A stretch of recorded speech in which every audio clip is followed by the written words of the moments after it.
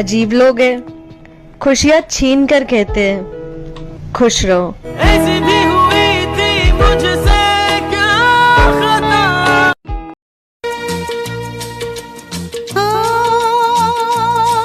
मेरे प्यार की उम्र हो इतनी सनम, तेरे नाम से शुरू, तेरे नाम। अरे जा जा, तुम जैसों से बात न करते, भाव न देते हद से ज्यादा।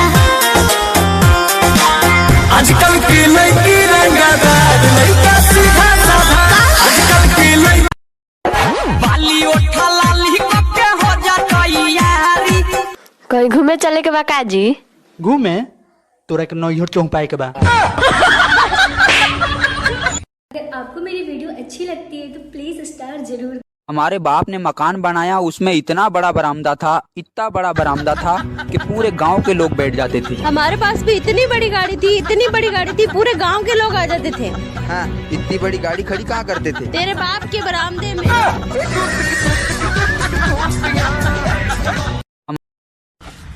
गूगल, हेलो गूगल, अरे भेड़ा हो गया क्या? मोबाइल डेटा ऑन कर साले।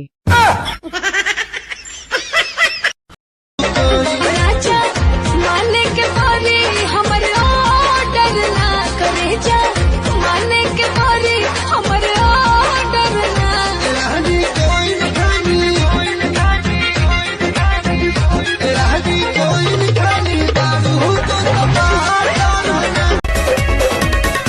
ओढ़ना बिछावना राख दूरे सारी आई के, कोरा में समा जा भूल जाइबू तू रजाई के।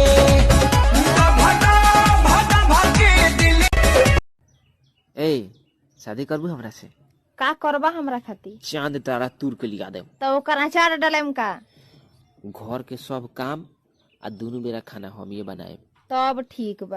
हमके दुल्हन बना लो ना तो दूसर लेके जाई।